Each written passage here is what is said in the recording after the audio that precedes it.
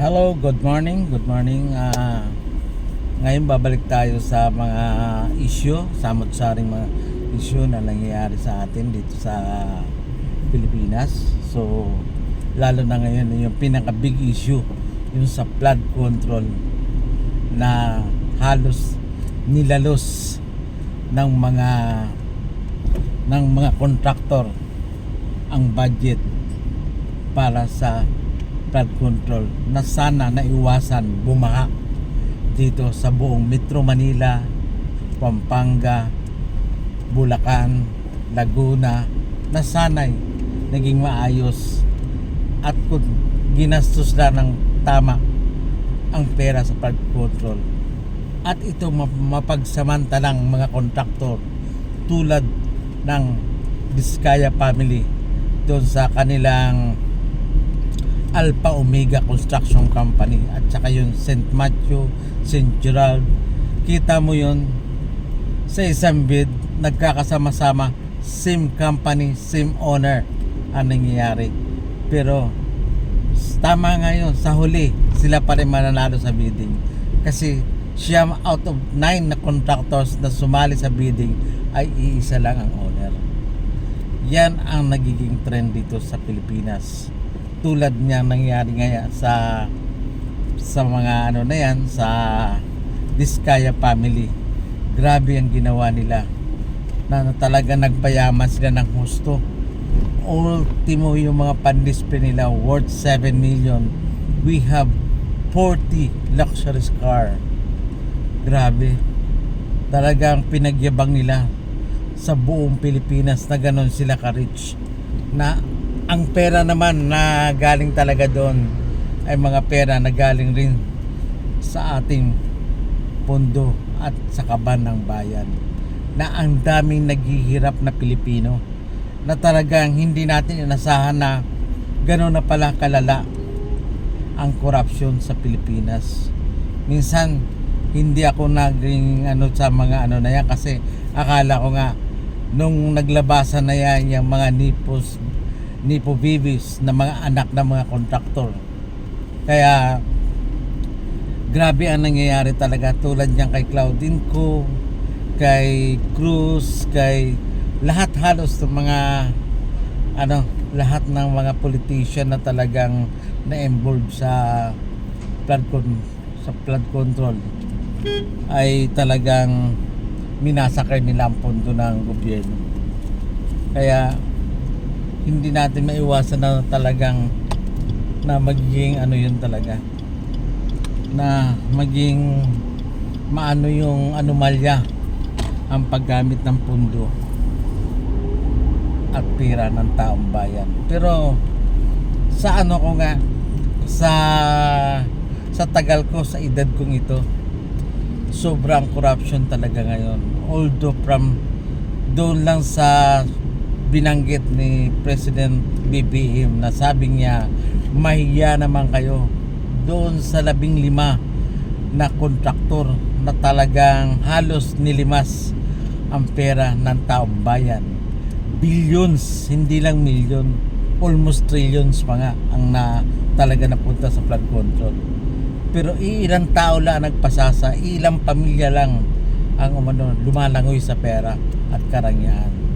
Sana naman totoo yung sinasabi nga na talaga na sana mahiya naman kayo, dahil nga talagang talaga nila doon na talagang pinakita lang nila kung gaano talaga kaano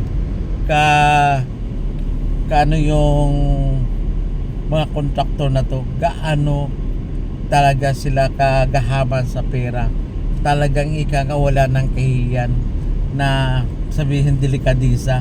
Yung tingin ko hindi uso sa kanila, kasi sabi mo na kung uso sa kanila yung delikadisa, dapat man lang sila, lingkod bayan ko, you are a servant.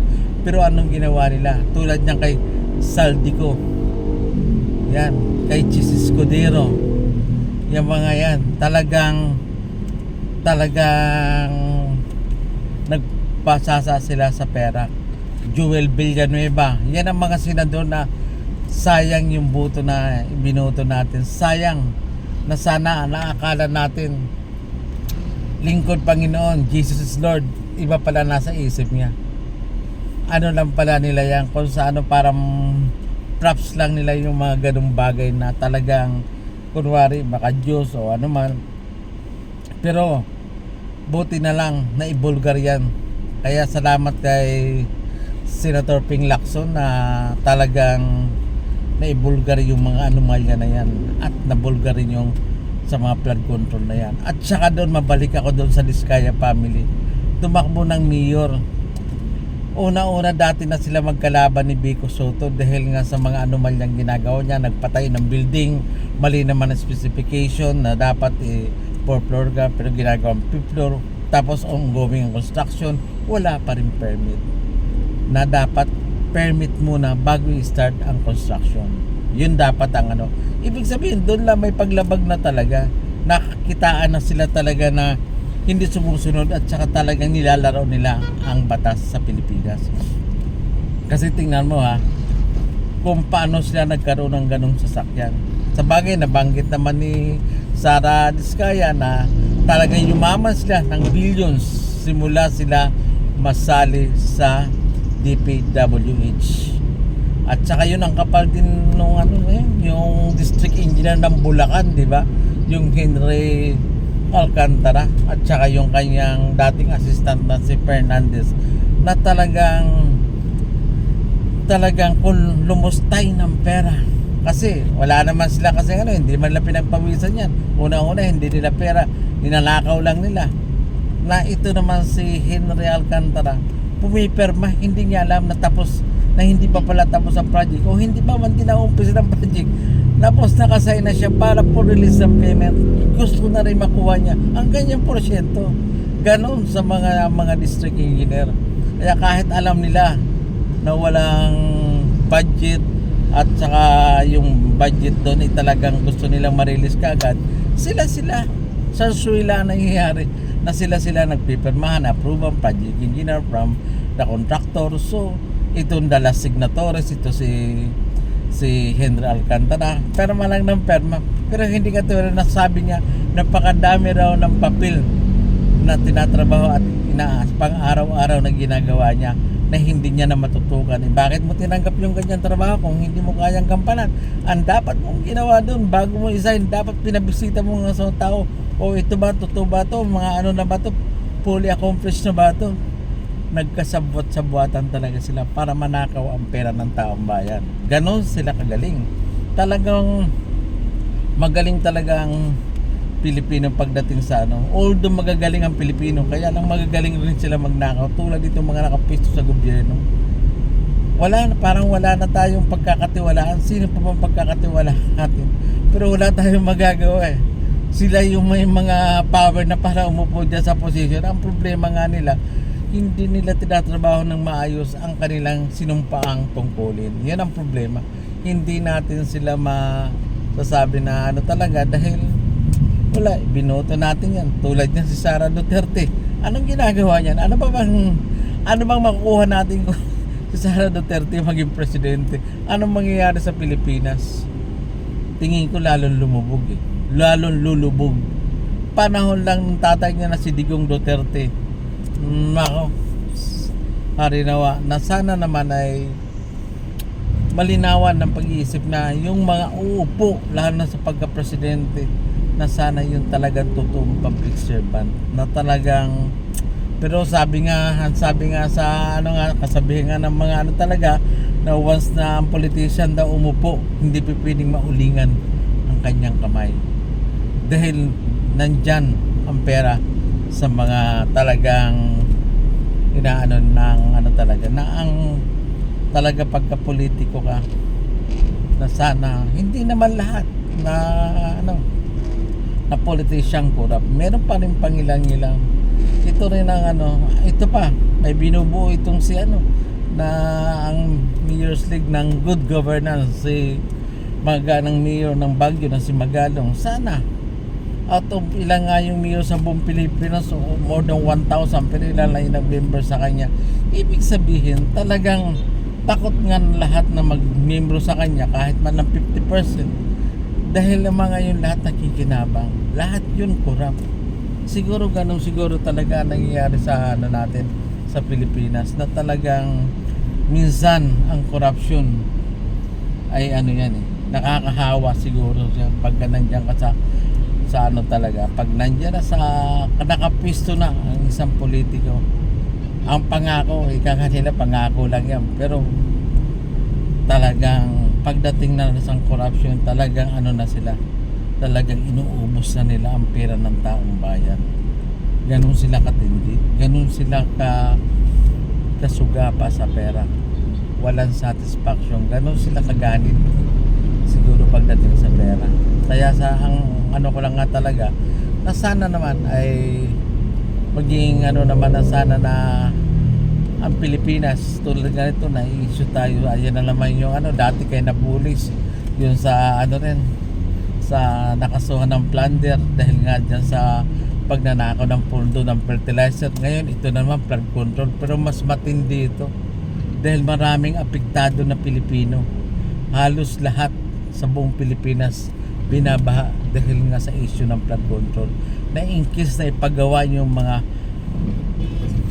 dike at saka mga protection para sa hindi pagbaha sa bawat lugar dito sa Pilipinas, pero wala silang ginawa talaga dahil ang ginawa nga nila talagang nagpasasa sila sa yaman ng bayan. Kaya ang masasabi ko talaga, siguro ito na siguro ang sinasabi na ano eh, na sana may chance pa naman na mabago ang Pilipinas. Siguro kung makakatagpo tayo ng taong totoo na maglilingkod talaga sa yung maglilingkod talaga ng totoo sa ano ng ano, na talagang bukal ang puso, na talagang maglingkod sa ano, sa Pilipinas, na talagang pagka ika nga magsisilbi talaga siya ng totoo.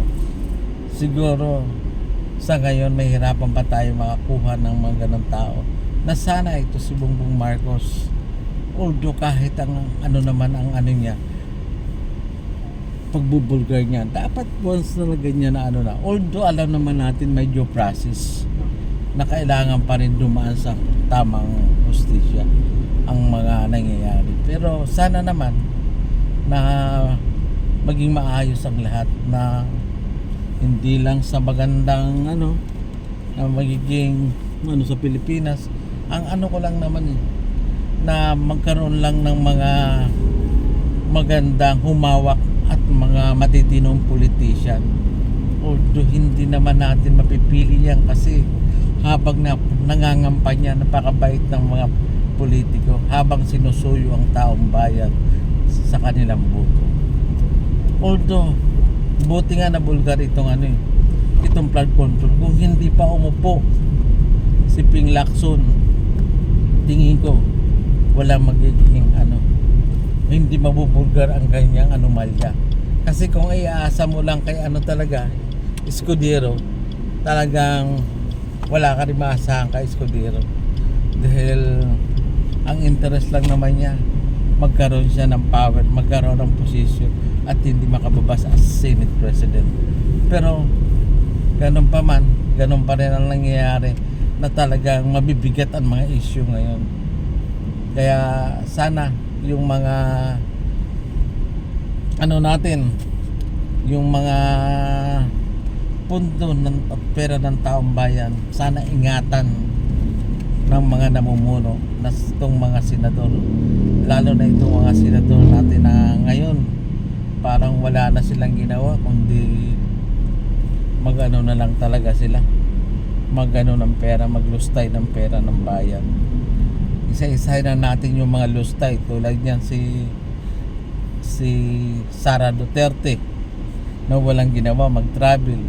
Saan nang gagaling ang yaman ng mga yan? Although hindi na mauubos ang yaman niya kasi panahon pa ng digong, andyan na ang yaman na yan, talagang inipo na nila kung saan man nakadeposito yun o kaya saan man nakaimbak ang pera nila. Sikreto yan, yung mga top secret nila, na sana sa mga vault nila, mga kwarto-kwarto na punong-puno ng pera. Sana yun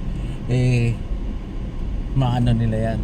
At ito pa, mga sana magkaroon ng hustisya ito sa flood control, maparusahan ang dapat parusahan yung mga sumira at ng lustay ng pera ng bayan, tulad nitong mga kontraktor na to, itong Diskaya family na siya ang talagang halos umano rin ng pera, umani ng billions of money sa kanilang tinatago na talagang inubos halos nila ang pera ng taong bayan, tulad niyang kay Saldico ng congressman. At itong mga nagpapasasa sa mga pera ng taong bayan, sana maging nila yan maging nila na maging maayos na sana sana hindi na mapamarisan pa sa mga susunod na henerasyon. Kasi kahit anong tino ng presidente, kung ang mga nasa baba, ang nasa laylayan ay mga kurap, wala rin mangyari. Tulad yan, congressman, senador, up to the lowest level, maubos lang ang pera ng taong bayan. Kahit anong bayad natin ng tax, dahil tayo magtrabaho ng 24 oras para may pambayad sa tax, pag ang mga tao na ganyan na talagang inuubos lang rin sa corruption, yung mga nakapisto na yan, tandaan nyo, walang mangyayari sa Pilipinas. Walang mangyayari hanggat hindi nababago ang mga taong politiko na nagpapasasa sa personal na interest nila at nagpapasasa lahat ng yaman at pera ng taong bayan na kanilang nilulustay sa sariling interest lamang. Okay? So good luck and God bless. Na sana itong flood control magkaroon ng solusyon sa pamumuno ni Bongbong Marcos at mabigyan ng parusahan ang mga taong lumustay ng pera ng taong bayan. Kaya sana wag niyong wag niyong pabayaan na sana ito ay magiging aral sa ating lahat. Ang mga taong nagkasala ay dapat managot sa anumang paraan, na dapat makulong at maparusahan itong mga to. Kaya sana sa susunod natin mga balita dito sa The Issue ay ang maging issue lang natin yung mga talagang malulupit na talagang ginagawa ng mga politiko na mga kaalyado, na sana na wag naman sana maging gahaman sa pangsariling interest lamang. Okay? Sana at dito nagtatapos po ang ating ngayon sa The Issue.